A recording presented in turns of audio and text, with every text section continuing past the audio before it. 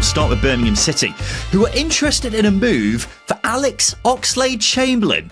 According to Sky Sports, the 32-year-old is currently at Beşiktaş in Turkey, where he has a year left on his contract, but they'd reportedly consider letting him leave on a free transfer. What do we think to the Ox potentially moving to St Andrews, Justin? I think firstly, in trying to find out more information about this, I literally found out more about Alex Oxlade-Chamberlain's partner, Perry Edwards, than I did about Alex Oxlade-Chamberlain. Go on, what can you tell us about her? It was something to do with Zayn Malik, which I think is her ex. Yes, correct. Yeah, I'm not in on that discourse. I don't read OK Magazine. I have no idea. For clarity, for anyone who isn't aware, Perry Edwards was part of Little Mix, yes. Wasn't she? Yeah, yes. Yeah. I don't know if you said that or not. We needed clarity for anyone who's over the age of 25. Scary, that is. Anyway, I found out more about her than I did Alex Oxlade-Chamberlain, but eventually did find what I needed to find. It's an interesting move. An interesting link, shall we say? We should say. I'm never a massive fan of high earners that are over 30 dropping into the Championship because it's always a question of can they actually do it? He's not played over 30 games in a season since 2020, so I'm not sure about this. I'm really not. Yeah, well, I think it's fair to say Alex Oxlade-Chamberlain's career hasn't panned out the way many hoped it would. The big reason for that is obviously injuries. They have dogged him throughout his career, haven't they? But it should go without saying, really, that if he stays fit, he is still a phenomenally talented footballer. You mentioned he hasn't played over 30 games since 2020. Well, that season was the season Liverpool won the title in 2020. You know, it's not a bad thing to have on your CV, is it? And probably would have played a lot more for Liverpool if it wasn't for injury. I don't know how he's got on at Beşiktaş, if they're apparently willing to let him leave on a free. Doesn't sound like it's gone brilliantly. Is that down to injury as well, or him not settling? I think both are reasonable explanations on that front. I think my bigger concern is where does he fit in at Birmingham? They've got a glaring weakness on the wing, in my view. Has the Ox still got the explosive pace he once had at the age of 32 with injuries having taken their toll over the years? I don't know. But I don't think you can mistake it that if he stays fit, he definitely could still play a major role for a promotion chasing side in the Championship, because you don't play that many games for Liverpool just a few seasons ago if you're some sort of chump. Did we have this conversation about Aaron Ramsey a couple of years ago? Because he dropped into the Championship with Cardiff at a similar age with a similar injury history to Alex Oxlade-Chamberlain, and he played just 20-odd games in 2 years. And I'm thinking we'll see more of the same from the Ox here. I would argue that as well, that the Championship standard is probably a little bit more competitive than Turkey in the sense that there are a lot of games and there's not a couple of teams running away with the league. It's very even. Birmingham, my goodness, they're going to be up there this season. So games are going to be played at a higher intensity. For me, I would look elsewhere. I do see the value in signing an experienced player, but look, he's not going to come in and drop in at sort of 5-10 grand a week, is he? He's going to be a high earner once more, because you don't go from earning a fair bit of money in Turkey to playing in the Championship for nothing, do you?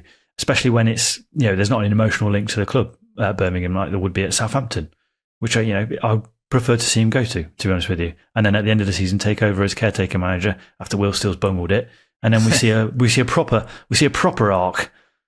Maybe.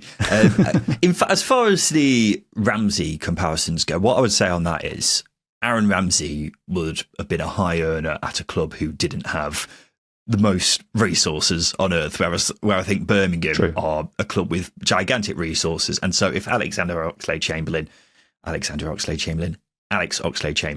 doesn't work out, then I don't think it's the end of the world. It'll be annoying if he spends more time in the physio room than he does on the actual pitch. Probably will, though. You only have to look at his track record to say that may very well be the case. But I think he can definitely still play a big part for Birmingham, no matter how much time he actually spends on the pitch. So it'll be interesting if it comes off. I wouldn't completely just rule out that move being a success if it does come through. The other rumour on the grapevine, which has raised a lot of eyebrows in the past few days, is Aleksandar Mitrović to Birmingham City.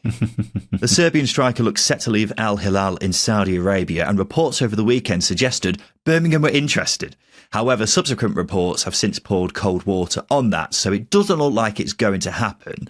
What I would say is there's usually no smoke without fire to these things. So while Mitrović probably isn't going to be joining Birmingham, it's another reminder of the ambition of the club and the sort of market they're batting in, is what I would say, Justin. That's what I would take from it. 2 years ago, the club was signing Dion Sanderson, Alex Pritchard, and Tyler Roberts, who's still contracted to the club, by the way. That's just in the space of 2 years, you've gone from signing Tyler Roberts to being linked with Aleksandar Mitrović. That's some going, isn't it? That's sandwiched either side of a season in League One. It's incredible. It's incredible. It's just a pulling power that the club has developed for itself, but also the resources, evidence of the resources that Birmingham has. And of course, Mitrović was linked with Man United earlier on in the summer as well, which again, it shows you where they're batting. As you say, the results of reports have been quashed a little bit. Doubt Birmingham can get near that 400k a week shortfall that Mitrović will have coming from the Middle East. But I think this is, as you say, an indicator of how far the club has come in a couple of years, as opposed to them physically signing one of the Championship's greatest ever players. Arguably the greatest ever player. As far as his wages go, even if he goes to the Premier League, he's not going to be getting 400 grand a week. He's going to be taking a massive pay cut of some sort. These reports have come from Alex Crook at TalkSport. Now, I know some will instinctively roll their eyes when they hear it's from TalkSport, but Alex Crook is a very in-the-know journalist. He wouldn't say that if there wasn't some semblance of truth to it. So maybe if Birmingham have put out the feelers and his demands have been extortionate. So, as I say, I don't think there's no truth at all to this link, but it doesn't look like it is happening. But you're absolutely right, Justin. If they're looking at someone like Mitro, then it's scary to think what they still could do with, 2 weeks left of the transfer window? Yeah, it's an interesting position that Birmingham find themselves in. Could remove Mitrović out of the equation. Are they in the market for a striker still? Well, apparently so. Because as I say, I don't think this is completely made up out of nowhere. No. They probably have gone out there, even though on the face of it, we would look at it and say, do they need one when they've got Furuhashi, Dukes, Stansfield, Lyndon Dykes, but apparently they want to. So it's fascinating. It is fascinating, and I think it's a perfect summary of where we're at in sort of the transfer window as well, because rumours are rife, and they really do take a bit of momentum building on socials. But I think firstly, as you say, it's an indicator of where Birmingham have come from. But the interesting thing is, do they need another striker? They've got 3 top class strikers, and they've got Lyndon Dykes who can come and have an impact, as he had at the weekend. Let's praise him because he scored the winner in a big game that could have dropped points for them. Against Blackburn. For me, I think if they're going out and getting a player, it has to be of the standard. I wouldn't say that Mitrović is at, because he's really high, but it has to be a better striker than the ones they've recruited so far. And that there's a good cohort of strikers at Birmingham at the moment. So maybe Mitrović is the ceiling. Well, I think they'll continue signing players of the standards that they've signed in the past few weeks, which has been very high in its own right, hasn't it? I've seen them linked with a new left back because there doesn't seem to be much cover at the moment for Alex Cochrane. A winger is probably looking likely, maybe a couple of other attackers as well. So they're definitely going to be in the market. Don't get anything twisted on that. It's just about how much business they can get done and what kind of standard that business is at. Justin, 5 in 10, name 5 Colombian footballers. Hugo Rodallega. He's not Colombian, is he? He is, I think he is. Oh, Antonio Valente. He's not Colombian either. No, he's not. Shit. That's your 10 seconds, I'm afraid. That was pretty pathetic, actually. That was pathetic. James Rodriguez? James Rodriguez, yeah, he's the big one. Radamel Falcao? Yeah, Falcao. I signed a load of Colombians on Football Manager, and I was going to say them, but that's why I got tied up, because you wouldn't like it. You wouldn't like it. I have a high as long knowledge. As they're Colombian. I didn't have any periphery on what I was classing as a Colombian footballer. Chacon. You could have completely made up a load of players and I would have been absolutely fine with it because I wouldn't have been able to say anything else. So, yeah, pretty pathetic showing from Justin on 5 in 10. We'll see how he does next week on that. Let's get back to the topic at hand, Justin, because Wrexham are signing Man City defender Callum Doyle in a deal reported to be worth up to £8 million. The 21-year-old has had multiple loan spells in the Championship over the past 3 seasons. So we've seen a lot of him, Justin, and what a move this would be for Wrexham. This is probably the move that would impress me the most from any side in the Championship. Actually, if you can go and get a 21-year-old player who's got experience with England under 21s, has won tournaments with England under 19s, is very highly rated, has played a lot of games at the age of 21, 98 championship games by 21 as well. To sign him for a reasonable amount of money, I think is an incredible move. So for him to go to Wrexham, no disrespect to Wrexham, but it's a project that's very early on, especially in the Championship. I'd have expected Callum Doyle to go to a Premier League club potentially, or even sort of a Leicester, a high spending club that come down from the Premier League. So for Wrexham to go and get him, I think is really good business. It's big money, but it's smart money. Callum Doyle has got the attributes to be a huge success. Perhaps development has slowed a touch, but that being said, as I say, he's played a lot of games by the age of 21. And the teams he's played for, they've all been very good teams. Sunderland won promotion from League One the season he was on loan there. Coventry got to the playoffs. Leicester won the league.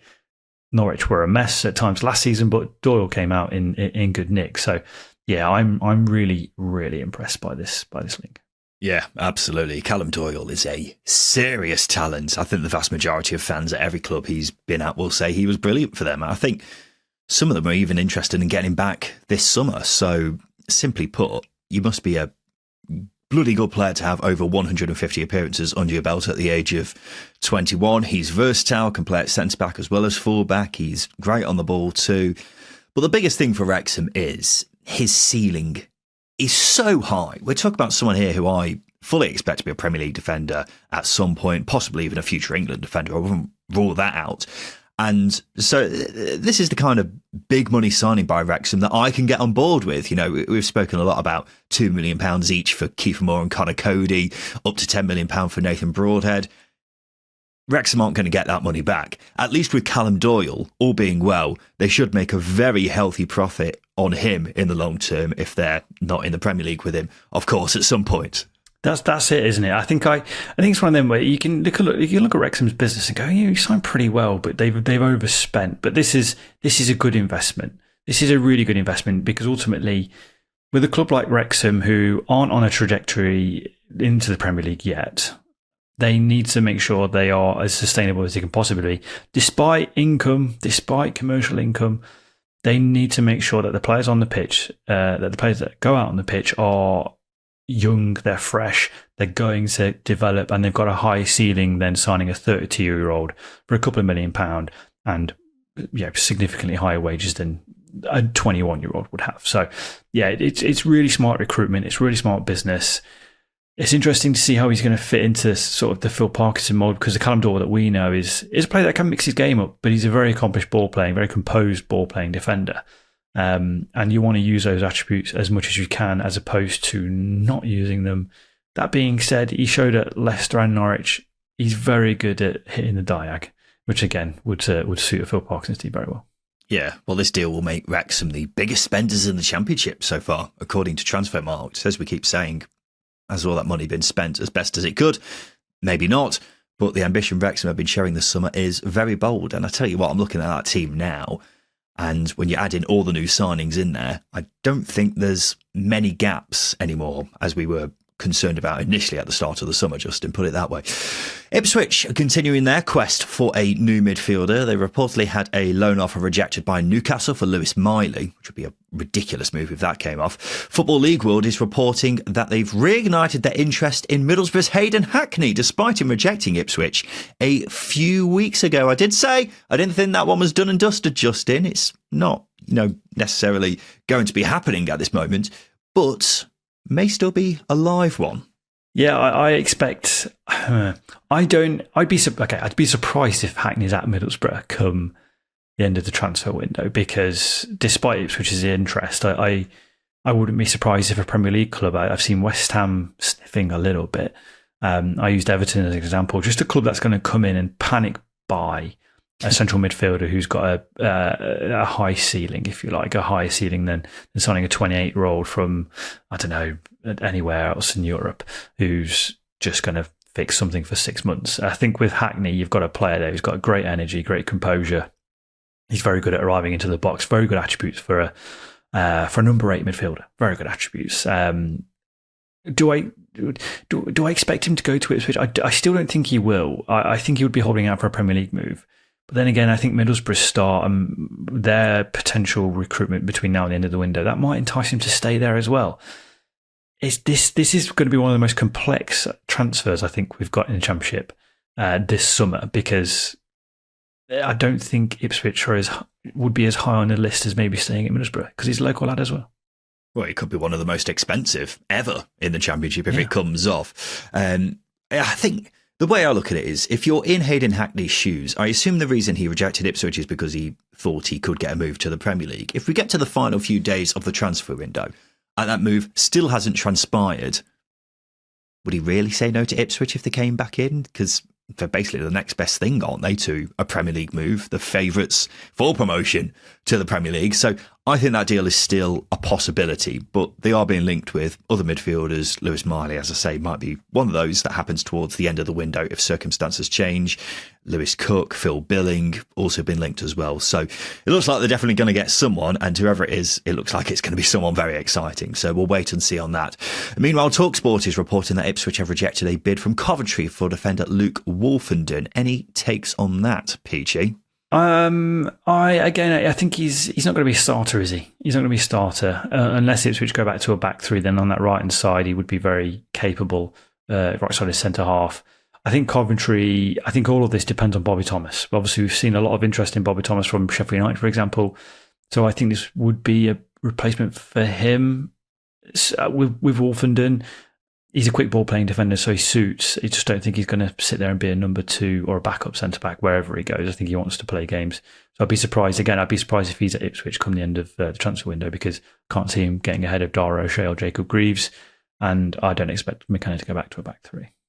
We are looking at potentially a bit of a musical chairs situation, aren't we, with a centre back? So we could have Luke Wolfenden going to Coventry, Bobby Thomas leaving Coventry to go to Sheffield United.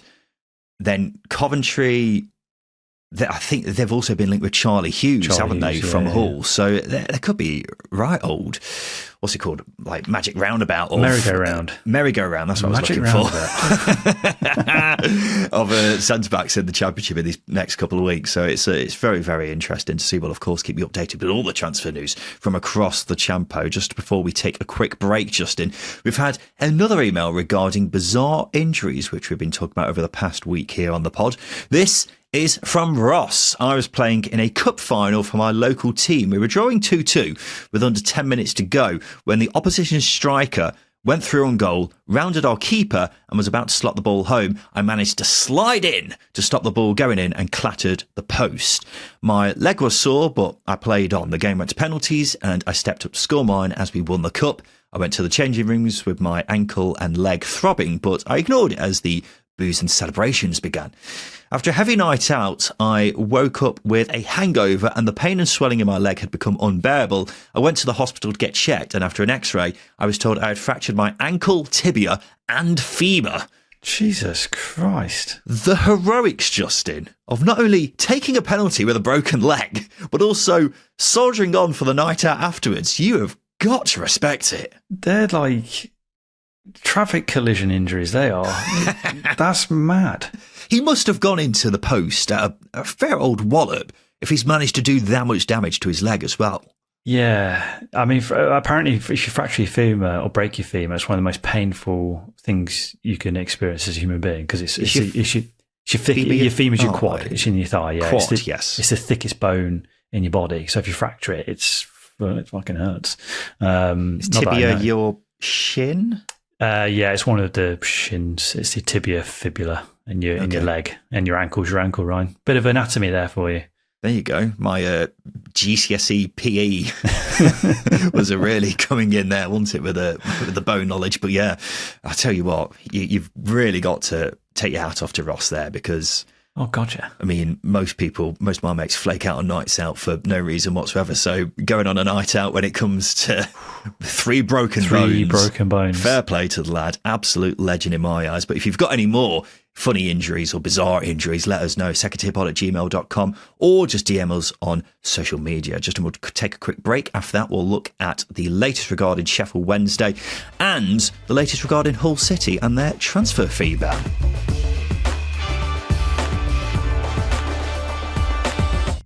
Welcome back to the Second Tier podcast. May I take this opportunity, ladies and gents, to point everyone in the direction of the latest video on the Second Tier YouTube channel. It's a recap of Sheffield Wednesday's disastrous summer. I've gone through every single event that's happened and managed to cram it into less than 15 minutes, which I think is actually a bit of an achievement, really, Justin, because as I was sat there writing down everything that's happened, it really hit home just how mad things have been and how regular these things were happening as well. Sheffield Wednesday averaged a major development every few days over the summer. I don't think we'll ever see anything like it ever again. I hope we don't. I think that's it. I hope we don't. Obviously, it keeps us busy, but I don't think any supporter should go through what Wednesday supporters should go through or are going through. It's crazy. But you are right. I believe that there was one day where there was, I think, 3 or 4 major stories in the space of about 2 hours. It was such a bonkers day. It was only about 2.5, 3 weeks ago, but it just highlights the fast moving pace that this story was moving at, but also the impact it's going to have on supporters. It was madness. Yeah, I'm just trying to remember. You'll be able to look for yourself if you watch the video, but I think on one day you had in the space of about 24 hours you had Danny Raw leaving. Yeah. 2 players leaving, the North Stand debacle. It was just ridiculous how many different cogs were turning at the same time with the Sheffield Wednesday disaster class, which was the summer. But yeah, go watch the video because as anyone who's been listening to the pod over the summer regularly will know, it's been a crazy summer, but it's good to get a little recap of everything that has happened because it's pretty wild. Speaking of Sheffield Wednesday, here's the latest on fan protests. Supporters are being encouraged not to buy tickets for their game against Leeds in the Carabao Cup next Tuesday. The Sheffield Wednesday Supporters Trust is instead asking fans to donate money for charity. For the next home game in the league against Swansea, plans are in place for a teddy bear protest. On the 10th minute mark, fans will throw soft toys onto the pitch. They will then be collected and donated to Sheffield Children's Hospital, which is nice, isn't it? Meanwhile, Sheffield Wednesday fans will also meet outside the Thai embassy in London on the 4th of September to stage a protest against Chancery. That one is quite funny. So a lot going on in the next fortnight, Justin. Yeah, a lot going on. I think as long as it keeps the conversation going, that's fair. I think minimal disruption to games is important because that's where the hard lines can be drawn by the powers that have been. That's not what the club needs. It doesn't need negative press. I think the teddy bear protest is certainly an interesting one, but it's all for a good cause. The meeting up at a Thai embassy is interesting because ultimately, it's diplomacy, isn't it? No, we're at international diplomacy level here. You're going to have a lot of confused diplomats coming out of the Thai embassy. Yeah. Like they might not even be aware who Chancery is. He's a wealthy guy, but they might not be aware of who he is. But look, it's a very, very again theatrical thing to be doing. We're going to the Thai embassy to protest. Ultimately, you're going to get picked up by a lot of news stories, and hopefully, as we alluded to in a previous episode, your story will get picked up in Thailand, which is ultimately the important thing, because if it's closer to home for Dejan Chancery, then maybe he will be pressured to sell a little bit quicker. Just to avoid any confusion, just to make it sound like we're going to be at the Thai embassy when this protest happens. We won't be there, but we wish all the Sheffield Wednesday fans the best. It sounded like you were implying that we're going, which we'll lead it. Unfortunately we won't be. But yeah, Wednesday fans just have to keep protesting. I personally think boycotts are the way to go, like the Leeds game in the Carabao Cup. A completely empty stadium will be symbolically very stark, but financially, it will make a difference as well. The biggest thing that will put pressure on Chancery to sell is when the national news is talking about Sheffield Wednesday. The main thing that's going to put Sheffield Wednesday in the national news is unique protests, like a teddy bear protest, but also wages not being paid as well, because that gets national coverage. If the club's not getting money from ticket sales or anything like that, they won't be able to pay the wages going forward. So boycotts are the way to go in my eyes. I know a lot of people will have already bought season tickets. That's fine. But the more people who boycott, the more impactful it will be. Let's go to Hull City, Justin, who have had their 3-window transfer fee ban reduced to 2 after appealing against the decision. They were given the punishment last month after making late payments to other clubs. It means they'll only be allowed to sign loan players and free agents this season. The third window has been suspended and will be triggered if the club defaults on payments by a further 7 days. Hull released a statement where they said our justification regarding the payment dates was not accepted by the panel. So it sounds like they were hoping for the ban to be thrown out altogether, Justin, which isn't ideal for their planning for the rest of the transfer window. No, it isn't. Obviously, they're not going to be able to sign players. I think if you're getting free transfers, even at this point, it's players who are maybe largely unfancied, or unless their contracts get cancelled at their existing clubs, there's got to be a lot of manoeuvring to be done if they are going to improve their squad, which just isn't helpful. And I imagine the plans that they had at the start of the window, Louis Barry's a good example. Those plans changed very quickly once this came into place. So it's a difficult scenario. I think this is why it's very hard to be certain on Hull, because when you do get to January, you can't flash the money to invest in your squad, can you? They're going to be strapped. They can't. So it becomes very difficult and impossible to get players in, because free transfers at that point in January, they're not going to be fit. They're not going to be fancied by the larger cohort of clubs, because that's why their free agents come halfway through the season. And then loan players, obviously, you're relying on clubs to be a little bit more charitable than they usually are. So actually improving their squad come January going to be difficult. So you've got to really hope that they don't suffer any catastrophic injuries that they suffered last season to the likes of Mohamed Baloumi and Liam Miller. Yeah, well, the complicated thing is that Hull announced 2 signings for fees at the start of this window, those being Gustavo Preta and Raider Laulawi. This was before the ban came in. But now I think those signings are null and void. That's not been confirmed yet, but from what I'm reading, it looks like they'll go back to the clubs who sold them. The Preta one was a loan which was made permanent this summer, but as I say, has now been voided, which I guess shows how much Hull weren't expecting this ban. But you're absolutely right, Justin. I think you've got to feel sorry for those players, because they've been in limbo for weeks while waiting to find out what's happening. As far as how it actually impacts Hull, I'm not too sure. I think all the concerns you raised there were absolutely true. They've done some decent business as far as I'm concerned so far in the window, despite not being able to spend any money. It's still got space for a couple of loanees as well, and they've got players coming back from injury. So, look, they definitely would have liked to still have the option to spend money, because that's always nice having that option. Considering their record with actually paying clubs, it's probably for the best. Yeah, just don't let them do any business.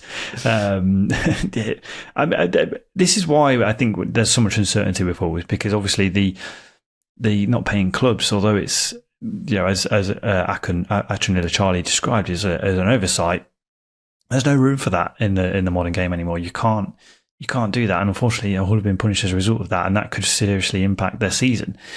And that's why we bring it back. It's very easy to be uncertain with Hull, how they're going to respond, how injuries are going to happen over the course of the season. Our players that they've got at the club that they've spent money on in the past 12 months, are they going to have an impact because they haven't done so far, like Kyle Joseph, for example? So yeah, such a strange scenario going on at Hull right now. Nothing stranger than what happened on the pitch though last Sunday, right? Yeah, well, we'll get onto that in a sec, Justin. Don't get too carried away. One final thing I will say on this is the owner, Aleksandar Charlie, he insinuated not too long ago that he was confident this ban wouldn't be upheld. And look, it has now. And it's not the first time he's said something that doesn't end up being true. So as time goes by, it's becoming more and more the case where his words don't actually carry much weight. So it's something to keep in mind with Hull going forwards, because you continue to get more and more question marks regarding the actual running of the club. Speaking of free agents, which Hull are obviously now restricted to, as well as loans, Hull have signed Brandon Williams on a 1-year deal with the option for an extra 12 months. The 24-year-old has been without a club for over a year after leaving Manchester United, hasn't played a competitive game in 20 months. During that time, he had been sentenced to 14 months in jail, suspended for 2 years, after being convicted for dangerous driving. A very interesting one, this, isn't it, Justin? It doesn't feel like that long ago that he was playing regularly in the Manchester United first team. So if he can get his career back on track, it could be a very good move. Yeah, of course. He had a loan spell at Ipswich when they were promoted under Kieran McKenna as well, which was a significant move for him. He was pretty good, wasn't he, when he wasn't injured? Yeah, exactly. I know injuries have impacted him a little bit, but obviously things off the pitch have also impacted him as well. And it's one of those players that if he can get his head right and his head straight and get confident in playing again, then he can be a very, very good signing. But otherwise, if that isn't the case, then he might not play a lot of games. But I think the situation that Hull have been plunged in at the moment, in that they've had to look a little bit alternatively, so they've had to go for a player who essentially hasn't played for almost 2 years, which, troubles aside for Brandon Williams, not playing for 2 years is also comes with its problems. Can he keep up with the intensity? He's had his injury problems as well. So, there's a lot of variables at play here with this move. But ultimately, if you can tap into that potential that we all saw years ago, very good player.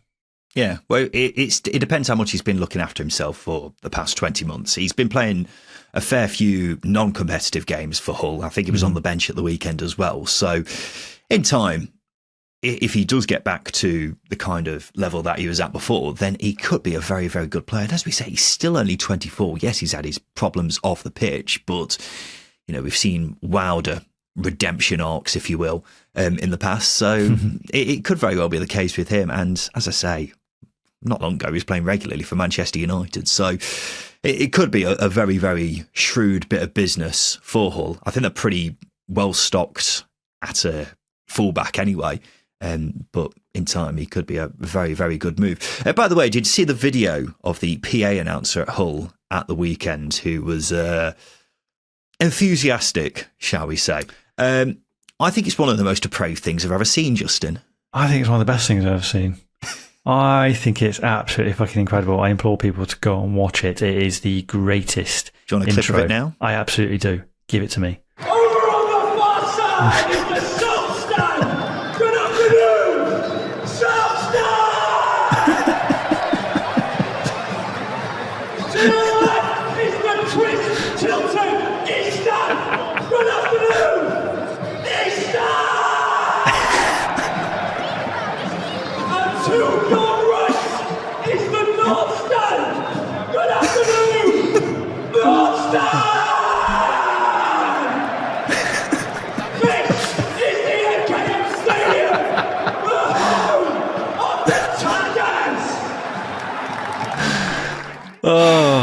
Are you pumped? God. Are you pumped? I'm scared. It's terrifying. Yeah, the worst thing about this is that PA announcer is just interim, apparently. Oh, He's just really? interim. Okay. Yeah. So we're not going to get that every weekend, and I am devastated. I love the effort. 100%. 4 marks on the effort. He's clearly thought to himself, if I want to get everyone pumped, I've got to go all in on it. He's just got a bit too far, hasn't he? A bit too far, Justin. I'm trying to sort of... The tone of his shouting was like, your dogs ran off and he's chasing... Benton! He's chasing deer or some endangered species in a park somewhere in the UK. Like that dog's doing something it shouldn't be doing, and you're screaming to get it back. That's the tone. He sounds a bit like that Lewis Saunderson guy on TikTok. I don't know who that is. How do you not know who he is? The guy who puts himself... He's acting in weird situations, like when a police officer finds his daughter in the woods or something like that. That guy. Yeah. There's an element of that screaming. Yeah, absolutely. Oh, yeah. It's good stuff. It's great content. Yeah. Instead of getting everyone pumped as well, you listen to the fans and the reaction is more like, I'm actually a bit worried about what's going on here. But you've got to respect it. Who scored a final minute winner? Hull did. It was Hull City, yes. That guy has inspired them. But you say he was interim, Justin. He clearly fancied himself for the job, didn't he? He took that chance with both hands, and it's had mixed results. Can you imagine that happening on a Tuesday night when you've been to work and you come in and that is pounding your ears? With Hull relegated. Yeah, just like... He's still going for it. Yeah, just above the bottom. For goodness me. Love it. Oh, dear me. And the final bit of news, Justin, we've got is from Oxford United, who have been granted planning permission for a new 16,000-seater stadium. Now, this is probably bigger news than a lot of people actually realise, I think. It's because the U's were actually at risk of being left homeless. The club doesn't own the Kassam Stadium and has up to 3 years left on a deal to play there. Where they were going to play after that was really up in the air, but thankfully, all been resolved, Justin. Yeah, just catching up on this week, it is massive, and I know a lot of Oxford fans looking on social media are absolutely delighted. So getting a new 16,000 seater stadium is absolutely huge, and I think in terms of Oxford, they are a well backed club. I know we talk about their budget being small, but they do have a fair bit of ambition. Getting a stadium sorted is absolutely massive to helping his club realise its potential as well. It's those sorts of factors. Every single club deserves a stadium that it owns. Coventry in a position where they don't own their stadium at the moment. It's one of those. So yeah, as I say, Oxford getting this sorted will hopefully allow them to sort of long-term plan a little bit more. I'm just disappointed, having seen the designs, that there isn't a car park stand. Stick it looks to tradition. Yeah, it looks lovely, the designs, but there's no car park at one end of the ground. Maybe they can have a big screen just on the car park. That's a car park. It's. I cannot emphasise this enough. It's a story which genuinely had the potential to get very ugly because, as you mentioned Coventry there, Justin, we've had a handful of cases over the years of clubs being left without a stadium to play in. And if that were to happen to Oxford, the club's very future may actually have been at stake. No offence to Oxford, they're not as big a club as Coventry are, and Coventry could afford to rent somewhere else.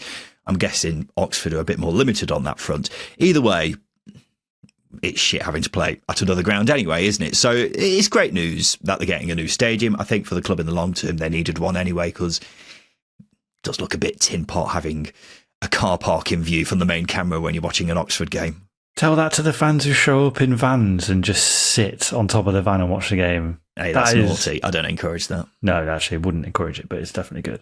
Yeah, there you go.